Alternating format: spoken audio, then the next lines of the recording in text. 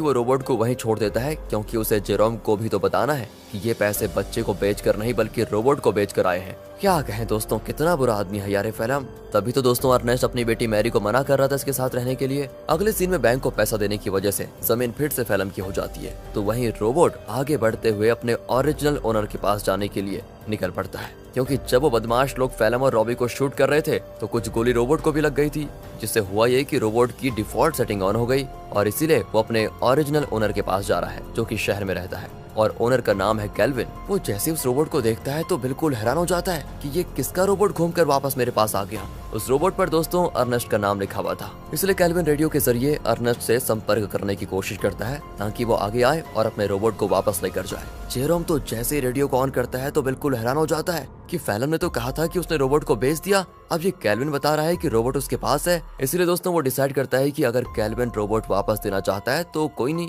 ये तो बहुत अच्छी बात है, मैं जाकर उसको ले लेता हूँ। अगले सीन में जेरोम को रॉबी की पत्नी दिखाई देती है, जो रॉबी और उसके बच्चे के वापस न आने पर सदमे में जा चुकी थी। वो एक गुड़िया लेकर रॉबी और अपने बच्चे के आने का इंतजार करती है। सच में दोस्तों बेचारी के साथ बहुत बुरा हुआ ना। एंड इस चीज को देखकर जेरोम को लगता है कि जरूर कुछ तो बात है जो फिल्म छुपा रहा है। जिसके बाद वो शहर के बॉर्डर पर आता है, लेकिन 18 साल से कम होने की वजह से गार्ड्स उसे शहर में जाने नहीं देते। तब वहाँ पर एक लड़की आती है जिसका नाम अना है। वो जेरोम से कहती है मेरे पास आ जाओ, मैं तुम्हें शहर भिजवा सकती हूँ, वो भी बहुत कम पैसों में। जेरोम जैसे ही अना को देखता है तो बिल्कुल हक्का बक्का हो जाता है, क्योंकि वो हूबहू वैसी होती है जैसा कि अर्नेस्ट ने उसे छोटे बालों वाली उस लड़की के बारे में बताया था। याद है ना दोस्तों, जब अर्नेस्ट जेरोम से कह रहा था कि तुम्हारी शादी कर लेते हैं, उससे बात कर लेते हैं तुम्हारी, तो दोस्तों जेरोम उससे फिर अर्नेस्ट के बारे में पूछता है, लेकिन वो तो जानती नहीं अर्नेस्ट को। जेरोम भी आगे कुछ नहीं कहता और इसके बाद वो जेरोम को शहर तक जाने वाली सामान की गाड़ी में छुपा कर बैठा देती है और उसकी मदद से जेरोम शहर पहुंच जाता है। अब शहर आने के बाद जेरोम केल्विन से मिलता है, जो उसे उसका रोबोट वापस कर देता है। रोबोट को जो गोलियां लगी थी